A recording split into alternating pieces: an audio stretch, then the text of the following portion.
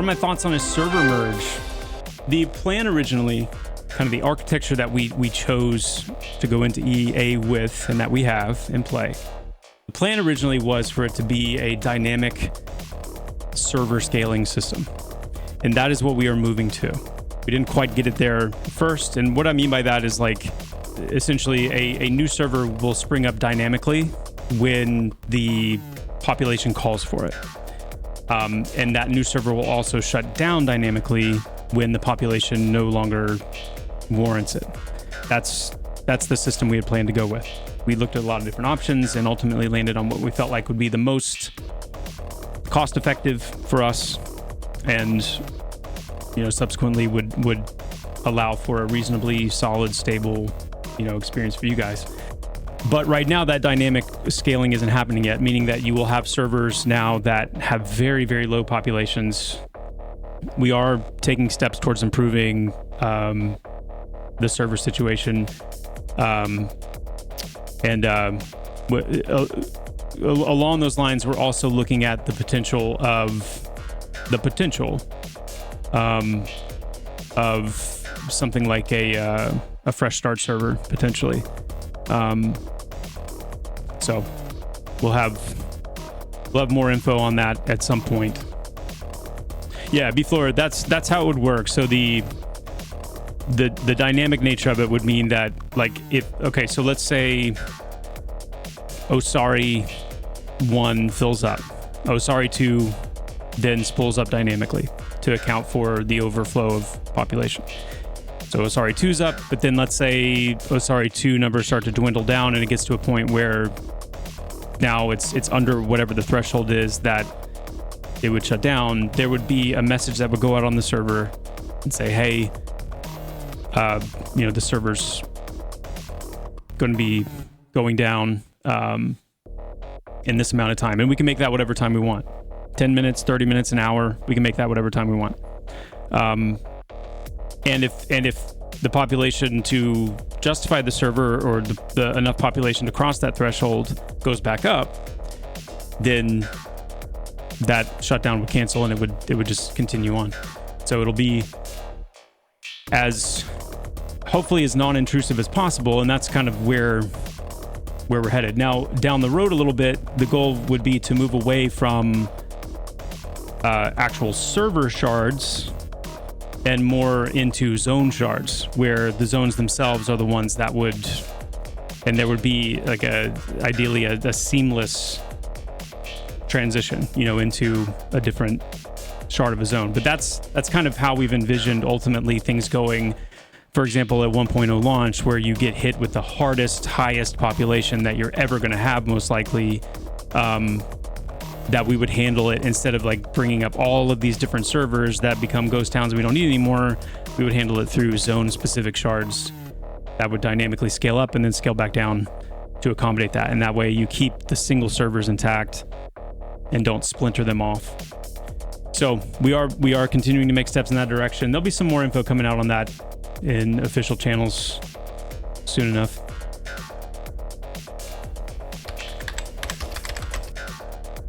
Well, dazed, yes, you're right. And that's what I'm saying. Like, we are also looking at server consolidation as well. We're looking at that as well. Not just, moving more towards the dynamic stuff, but also looking at some consolidation.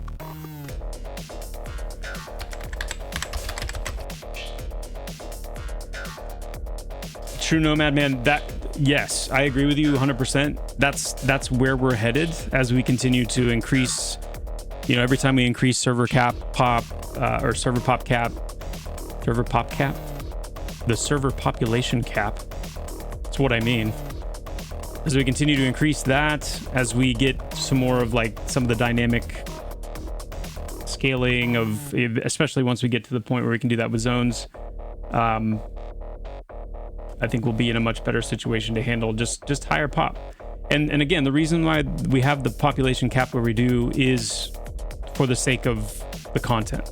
As the world grows, I mean, as you guys are already experiencing, like even with the 500 player cap we have right now, or I think that's where it is currently. It may have been bumped up slightly, but you're already feeling it. So we just have to be very mindful about when we raise that and how much of the world's available when we do. Is TGM leaving the game or getting fixed for us lazy shamans? Oh, yes. No, it's not leaving the game. We've got some work to do on quite a few of our commands. So any command like that, that's pretty foundational, pretty fundamental. I will say for target group member specifically, that's one I would count as like a fundamental command. It just needs, it's one of many that need a pass.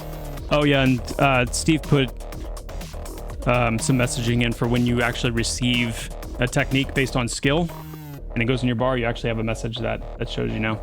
Some of the difficulties you guys are having with kiting are less related to an actual design goal and more to somewhat I was talking about earlier with a few of those little things that need to be dialed in a little bit. The changes recently to NPC casting distance, some of the issues going on with like charge and things like that, it's shaking up the kiting kind of paradigm a little bit, but I think it's something that you guys can adapt to, especially as we get, you know, a lot of that kind of ironed out a little bit more on the detail level.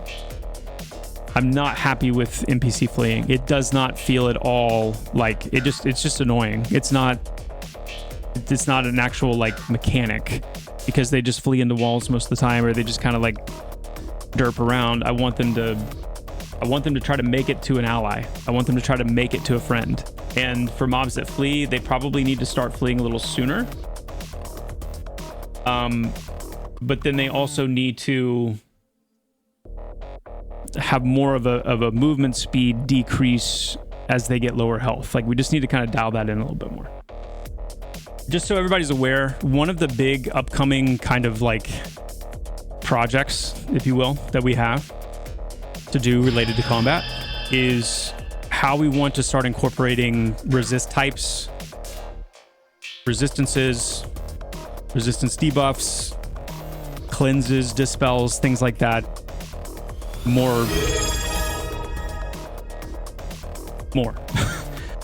You know, these are going to be things that are going to be very important to have because the way resistances work now is they're flat. They're pretty much 1-to-1 percentages. So 20 poison resist is a 20% reduction in poison damage. Did patch notes go up? Oh boy. Yeah, these are good ones. Let's talk about these a little bit. So first of all, I fixed the Iron Willed trait. So Iron Willed will no longer make an NPC immune to knockdowns. So you'll be able to get back to using your knockdowns on Iron Willed NPCs. Keep an eye out for sturdy trait NPCs though, because they cannot be knocked down or knocked back. One of my favorite changes coming up in this patch is the improvements, the insane improvements to looting hitbox detection on the corpse. Like, I'm gonna make some people mad to say this, but it's one of those things where it feels like a World of Warcraft level of just polish. It just works. It just feels good.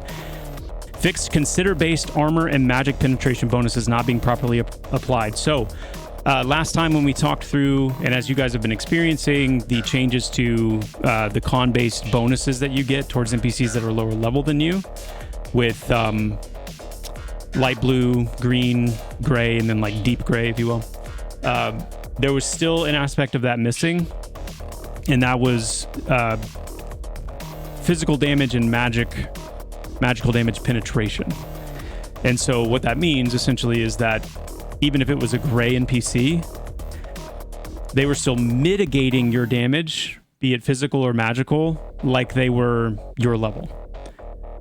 And so now that's working as intended as well. So now the full spectrum of bonuses and penalties related to being higher level than an NPC are now in play, including that mitigation piece. So now whether you're casting a damage spell or hitting it with a weapon, it will have a lot of penalties to the amount of damage it's able to mitigate based on its level compared to you. Fixed bow staff proc and improved timing. So Mark sent me a message yesterday saying, I think we're ready to fix to kind of fully fix the bow staff situation. And I believe this was the precursor to that, so that's good news. Fixed NPCs ignoring min cast distance, cast condition in combat. So there's the big one that we are hopeful will fix a lot of the issues related to the charge and the leap and the dash and the rush and those things. And then they should properly now be resetting to their full cooldown if they're interrupted. Fixed NPC network interpolation after they use charge or leap. That should help a lot with like NPCs ending up inside of you when they charge. I know that's been a pain. Clerics rejoice. Absorbed shields no longer nullify readiness gains on the shielded target when they take damage. That was a big one that you guys brought up on the last stream, and since I just happened to be working directly on Cleric, I was like, okay, let's go ahead and get that one knocked out. Skymane's Pact moved to level 14. Attack speed bonus reduced to 10%. Okay. Yes, this is a nerf to your haste. Skymane's Bond, the level 24 ability, now increases attack speed by 12.5% and Covenant by 15%. So I'm going to let that sink in for a second. Haste is a very valuable stat. It's an extremely valuable buff. In fact, if you polled most players, if you kind of took a general sense, haste is arguably the most important buff when it comes to melee. Shaman were sitting at 20%, like right out of the gate, and 20% in and of itself from a single source is too high because you have haste coming in through items. You have class like the Bard, which will absolutely be contributing to haste because the plan for the Bard is for them to be able to kind of dip into lots of different buckets. And so when we think of the spectrum overall about how high do we want player haste to be able to get by 1.0, Shaman, we're just setting the baseline too high. But I think that actually puts the haste situation, or the attack speed, I should say. Yeah, thank you for the correction. The attack speed, which is the auto attack speed, into a place where when you factor in the other sources of it, I think that puts them in a much better place. Added Reptilian Veil as well. Reptilian Veil is coming in as a poison and a shock resist line, and a pretty significant one. Will Shaman Scroll Sting of the Great Scorpion be available to buy on the vendor? I did add it to the vendor. Invigorate was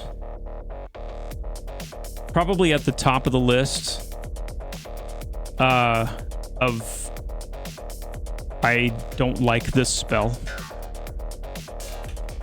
Why do clerics have this? This is not good, so on and so forth. When I went back, as I'm aware of all the chatter related to it, and as I went back recently and was looking at the ability and testing it out myself, I was like, yeah, I mean, I wouldn't use this. I just wouldn't use it in its current form. So the changes that I've made are, number one, each of the upgrades in the ability line itself, it's now going to restore a set amount of endurance when you use it. The first rank of Invigorate restores 20 endurance, like directly, and then it gives you a very short, heavy endurance regen bonus. So instead of it being a very small 45-minute 10% endurance increase, it's an immediate endurance heal, if you will, with a very short, significant endurance regeneration component attached to it. And then I've also reduced its cast time from 3 seconds to 1.5 seconds. So with the base rate that endurance regenerates in and of itself, you can actually get it off and get it, contributing much faster than you would normally. And then this goes all the way up to at least the current highest level version, which is Rejuvenate. This one's a beast. Like, this one restores 50 endurance on land, and then it has a 200%. Like, the baseline is a 100% endurance regen. This is a 200%. It is a little mana heavy, but I did also remove the threat generation from it. I might try it on an instant cast with a bit of a cooldown on it. Have done some updates to the HPAC lines. Awaken Courage is pretty much the same, but starting with Awaken Daring and going on up. I've got Awaken Honor and Awaken Valor now in here as well, so we have up to the level 38 HPAC buff. And these are now, they scale up slightly. So this says like increases your health by 69 and armor class by 22. It's scaled up from 65 though. So when you first get this ability, which I think is at level 12, I think, then it's at 65. So the baseline HP that you get from Daring now is 65 compared to what it was or what it is on live right now. Bravery is now 110 HP. And then we've got the addition of Honor now at 165 and Valor, which is 220. So by the time you get to Valor, you're getting a 220 HP buff. Here's one of the things that I'm considering to the point of having it implemented already. Signet of Coursera. Release the Signet of Coursera, increasing your target's attributes by 10%. Obviously, we've got the illusions and then eventually stepping into actual like transformations, not just illusions, but transformations, which actually imparts like the literal characteristics of the thing that you are being turned into. So that's a big side of the Enchanter class that is forthcoming. Charm obviously is a big one. And what I think is really important to keep in mind with Charm is the unbelievable power and potential that Charm opens up. That's part of the overall considerations that we have to hold in mind when building these things out. What we're uncovering here is that, number one, the casting speed bonus is not doing everything that it's designed to do when it comes to actually like being a substantial buff for the Enchanter. So that's something we need to take a look at. But then also taking away the limitation of a single target at a time will be a big help there. The reason for the Mez tax is because, again, the goal is to try to create some of that versatility, some of that range, so that everything's not just only funneling through Mez for the Enchanter.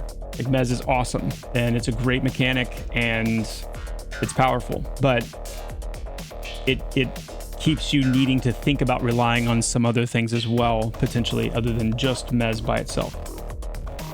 We will most likely be bringing back support for multi-targeting. The way it used to work when we had it the first time was it was either like shift click or control click, and you would see a purple reticle. And then I could control click on a second NPC and even on a third NPC, and they would all have that same purple reticle. And then abilities that were flagged for it would actually land on all of those targets. So I could cast a Mez that is a multi-target Mez, and I would Mez all three of those things at once. That's another little tidbit of some of the things that are coming down the line for higher level enchanters and the kind of things they can grow into. Remember we were talking about Philip working on a full robe?